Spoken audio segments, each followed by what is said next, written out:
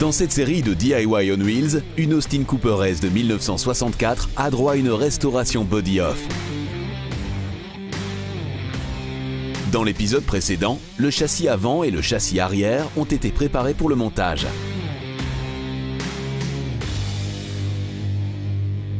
Ce que je vais à présent d'abord monter, c'est le boîtier de direction. Car une fois les châssis dedans, je n'y aurai plus accès. Je l'ai nettoyé complètement et contrôlé. Et il n'y a de jeu nulle part, même pas au niveau des rotules. Elle tourne très souplement. Et ce n'est pas plié non plus. Cela peut parfois être le cas après un accident ou autre. Le boîtier de direction fonctionne encore parfaitement. Je vais d'abord le graisser à nouveau et placer de nouveaux manchons. Lors du premier contrôle, j'avais vu qu'ils étaient déchirés. Je vais donc remplacer sur ce boîtier de direction tout ce qui est sensible à l'entretien. Mais en soi, le boîtier de direction est toujours en bon état. Il peut être encore généreusement doté d'une portion fraîche de graisse de lubrification. Carl répartit bien la graisse à l'intérieur en faisant tourner le boîtier de direction dans un sens et dans l'autre. Un autre avantage, c'est que la graisse ancienne et excédentaire est aussi évacuée.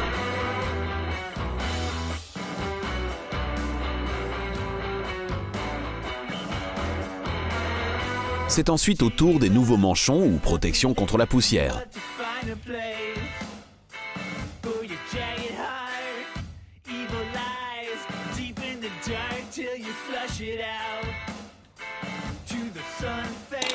Ici aussi, Carl fait à nouveau tourner le boîtier de direction afin de contrôler le fonctionnement.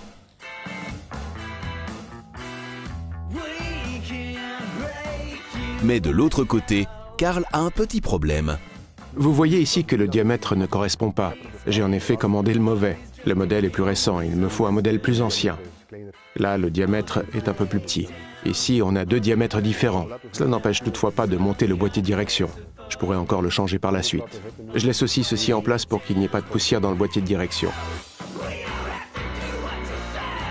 Je monte aussi déjà temporairement les fusées. Je ne peux cependant pas encore les serrer car l'écartement des roues du véhicule doit encore d'abord être réglé. Cela n'est possible qu'au tout dernier moment lorsque la voiture roule. Mais elles doivent être montées pour pouvoir tout assembler. Je les mets donc en place provisoirement. Sans régler donc. Elles sont d'ailleurs nouvelles.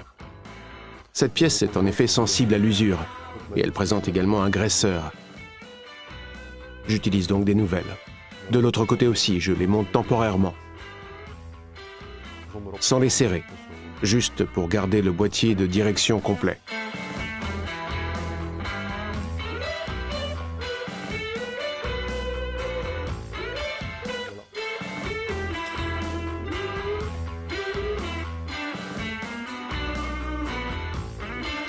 Maintenant que le boîtier de direction est prêt, il peut être monté dans la Mini. Comme vous le voyez, il vient derrière le châssis avant.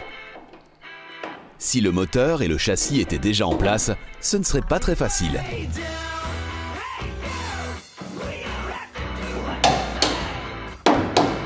Le boîtier de direction est monté avec des colliers qui sont fixés dans la voiture par l'intérieur. Ici, vous pouvez choisir si vous en faites une Mini à direction à gauche ou à droite. Cette voiture doit correspondre le plus possible à la version d'origine. La direction vient donc bien sûr à gauche. Je ne serre encore que légèrement, car je ne sais pas encore comment le boîtier de direction sera positionné. Cela dépend de la mesure dans laquelle la colonne de direction viendra haut ou bas, vous voyez. Maintenant, elle peut encore bouger. Je vais la serrer légèrement. Mais pas encore complètement donc.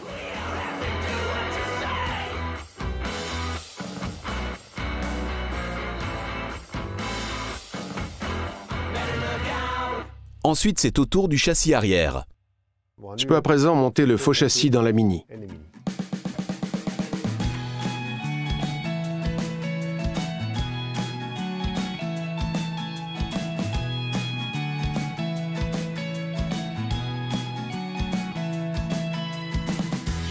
Carl a sa propre méthode pour cela. On voit qu'il a l'habitude de le faire tout seul. Il fixe temporairement un côté avec un tournevis à travers les trous de boulon.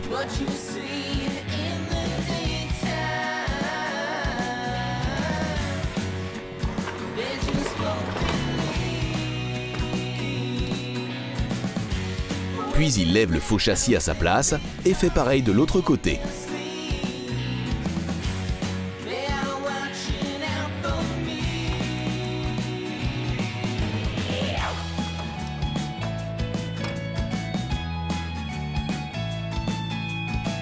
Ce n'est que quand tout est bien en place qu'il retire le tournevis et monte les boulons.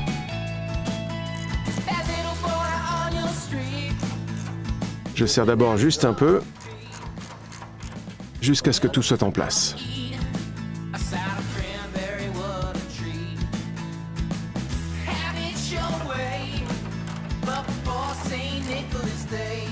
Voilà, et maintenant d'abord ceux de derrière. Il passe à travers le coffre. Le plus facile, c'est de regarder par l'ouverture pour le réservoir d'essence. Et j'ai de la chance, c'est une Cooper S, et il y a donc aussi une ouverture de l'autre côté.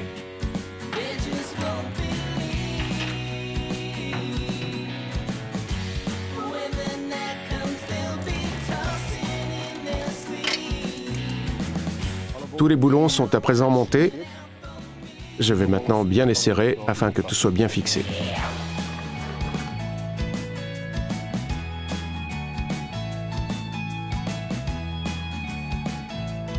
Maintenant que tout est bien fixé, les bras de support arrière peuvent également être montés. Là, je vais monter le bras de support de droite et tout raccorder. Je commence par la pièce de jonction, avec la rotule dessus. Elle vient ici dedans et là, dans la sphère. Et maintenant, le bras de support.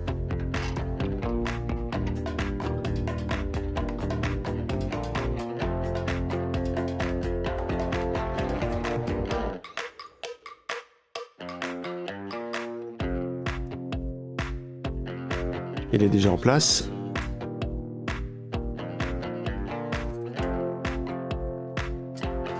Et à présent, la flotte dessus avec la bague de graissage.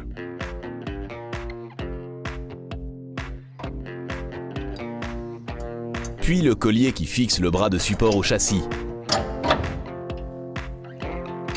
Ceux-ci sont dotés de lac en poudre, comme le châssis. Ils sont ainsi à nouveau beaux et également bien protégés.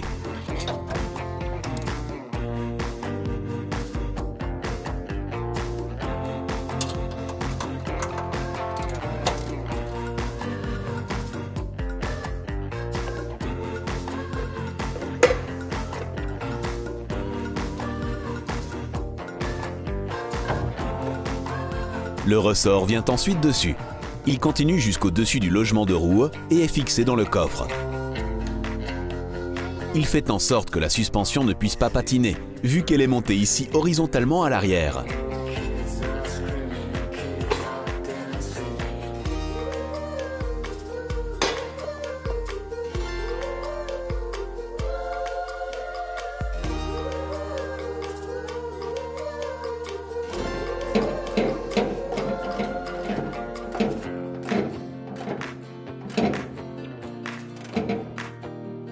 Lorsque cet élément est bien serré, Carl passe aussi tous les autres boulons en revue.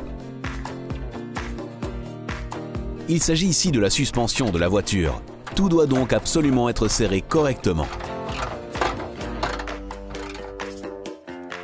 Je vais serrer celui-ci à 80 Nm.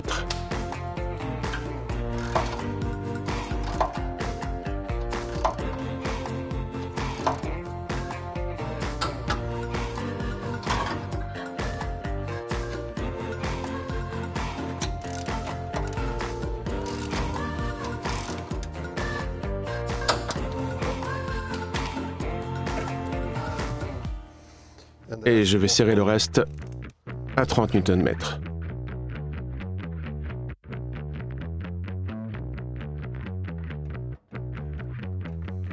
Voilà, un côté est monté. On fait pareil de l'autre côté. D'abord la rotule. Elle est montée avec un petit ressort. Elle est d'abord montée.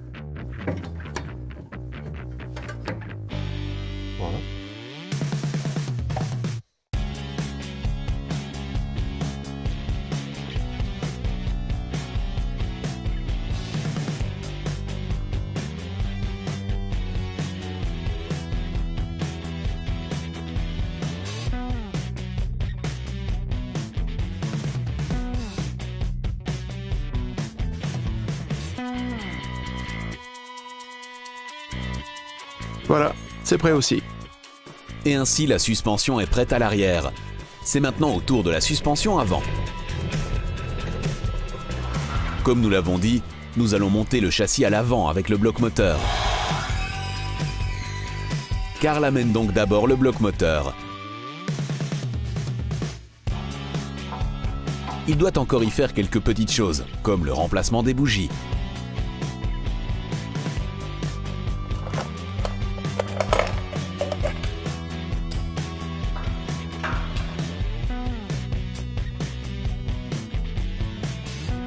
Voilà, le moteur est soigneusement peint. Je vais commencer par le finir. Puis, je vais d'abord monter le moteur sur le châssis et ensuite monter les deux par le dessous de la Mini.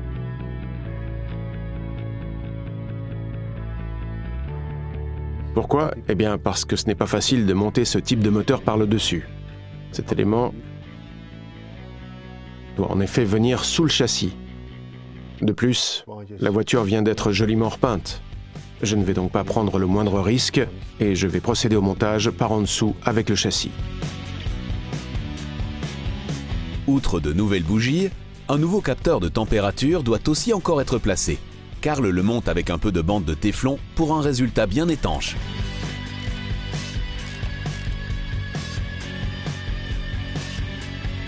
Et maintenant, encore les têtes de cardan.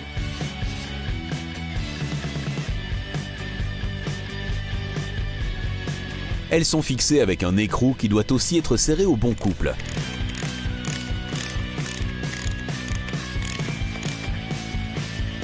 Avec un grand tournevis, il bloque le cadran. Il peut ainsi le serrer facilement au bon couple.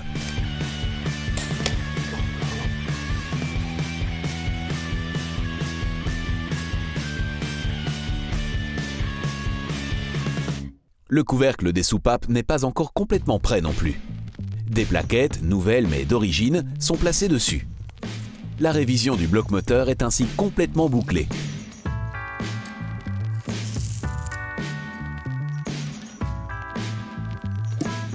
Avec des rivets tubulaires, Karl les fixe au couvercle des soupapes.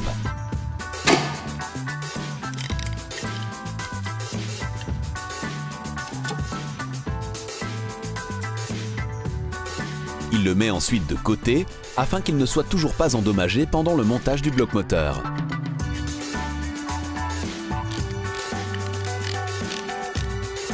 En dernier, les supports de moteur viennent dessus avec les amortisseurs de vibration.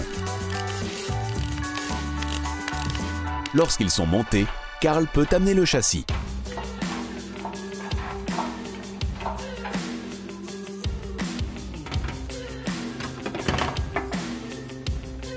Ici, vous voyez maintenant bien que la partie dépassant du moteur doit venir sous le châssis. Ce ne serait donc pas évident si le châssis se trouvait déjà dans la voiture. Je peux maintenant fixer le moteur dans son faux châssis.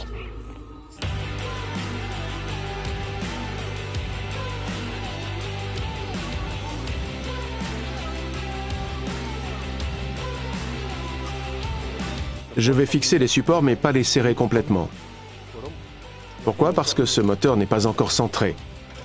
Je placerai encore par la suite au-dessus un collier et aussi la commande de la boîte de vitesse. Quand tout est bien en place, je serre bien tout. Cela évitera aussi des vibrations dans le véhicule.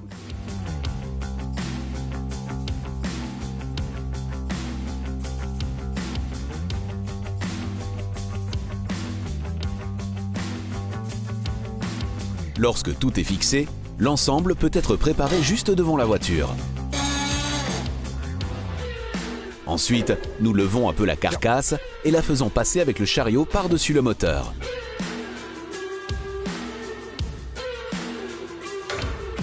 Voilà le grand moment. Le moteur et la Mini sont à nouveau réunis.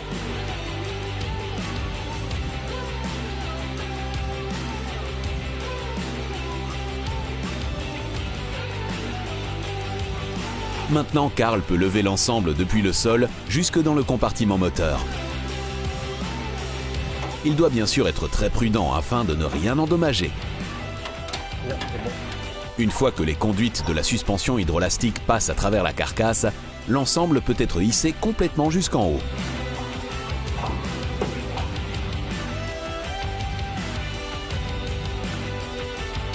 Lorsqu'il est en place, Karl fixe le châssis le plus rapidement possible à la carcasse. À l'avant, il monte pour cela les boulons également utilisés pour tracter.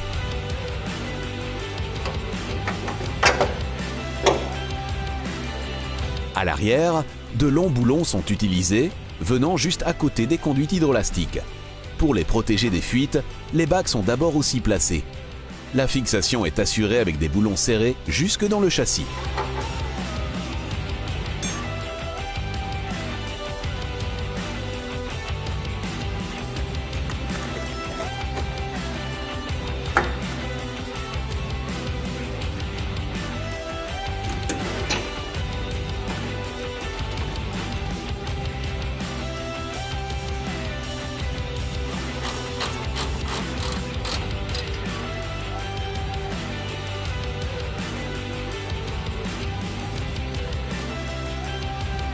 Et le châssis à l'avant est ainsi presque complètement fixé. Une étape importante dans la restauration de cette Austin Cooper S.